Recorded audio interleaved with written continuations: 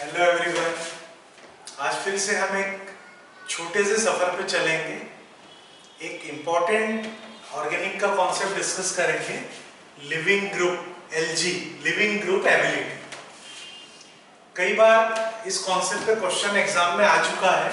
आपको 3 या 4 different species दे देते हैं और पूछते हैं इनकी लिविंग ग्रुप एबिलिटी का ऑर्डर क्या है। तो लिविंग ग्रुप एबिलिटी होती क्या है? कोई एटम या ग्रुप ऑफ एटम हो सकते हैं किसी कंपाउंड में जो बॉन्ड ब्रेक करके इलेक्ट्रॉन पेयर लेकर इलिमिनेट हो जाते हैं, रिमूव हो जाते हैं कंपाउंड से। ये लिविंग ग्रुप टेंडेंसी या एबिलिटी। तो इस टाइप के क्वेश्चंस को आप करेंगे कैसे? इसमें काफी आपको कंफ्यूजन होता है। बिल्कुल इजी मेथड से आपको समझा रहे हैं। देखिए, सबसे पहले ACO नेगेटिव लिखा है। AC मीन्स एसिटाइल, CH3CO, ठीक है। Me दिया है मतलब मिथाइल है, ET दिया हो तो इथाइल है, PR दिया है तो प्रोपाइल है, PH दिया है तो बेंजीन रिंग है ना। ये शॉर्ट फॉर्म जो है आपको ध्यान रखना है। Me मतलब मिथाइल,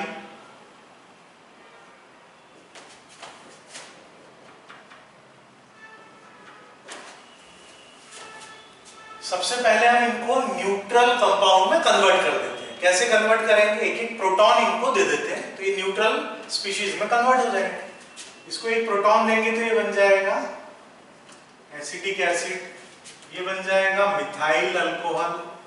इसको एक प्रोटॉन देंगे तो ये बन जाएगा मीथेन सल्फोनिक एसिड। इसको एक प्रोटॉन दे देंगे तो ये बन जाएगा ट्राइफ्लोरोमीथेन सल्फोनिक एसिड।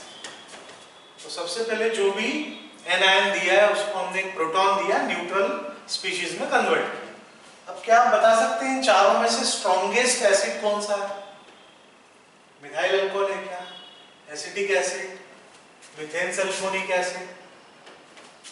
यहां आपको दिख रहा है 3 फ्लोरीन एटम है, ट्राइफ्लोरो मीथेन सल्फोनिक एसिड। तो ये सबसे स्ट्रॉन्गेस्ट एसिड होना चाहिए। अब हम आपको बता रहे हैं यहाँ पर एसिडिक नेचर का ऑर्डर इन चारों कंपाउंड में। ये सबसे स्ट्रॉन्गेस्ट एसिड है। इससे वीक है मीथेन सल्फोनिक एसिड, इससे वीक है एसिटिक एसिड, सबसे वीक है methyl alcohol. Alcohol neutral compound होते हैं, ये तो सब एसिड है। तो ये आपको एक मिल गया एसिडिक नेचर का ऑर्डर। अब आप याद कीजिए आयोनिक इक्विलिब्रियम। वहां पर आपने कॉन्जुगेट एसिड बेस पेयर का कॉन्सेप्ट पढ़ा है ना। तो जो स्ट्रॉन्ग एसिड होता है उसका कॉन्जुगेट बेस क्या होता है? वीक होता है। तो ये स्ट्रॉन्गेस्ट एसिड है तो इसका कॉन्जुगेट जो बेस होगा वो वीक होगा। ये इसका कॉन्जुगेट बेस। ये strong acid, conjugate base weak. ये इससे वीक एसिड तो इसका जो कॉन्जुगेट बेस होगा वो इससे स्ट्रॉन्ग होगा।